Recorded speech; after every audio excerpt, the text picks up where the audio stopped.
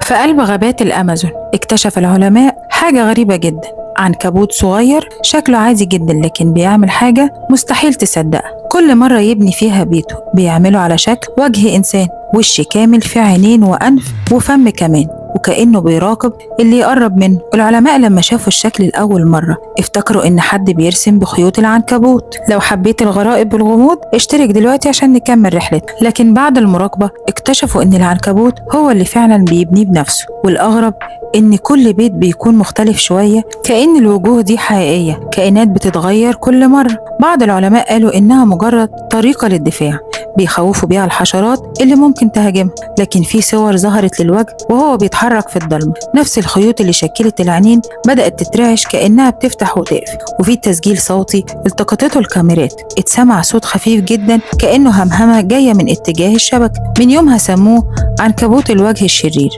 وكل اللي حاول يقرب من بيته اتقال انه شاف وش بيبصله فعلا قبل ما يختفي. لو عجبك الفيديو اشترك في القناة واستنى فيديوهاتي اللي جاية.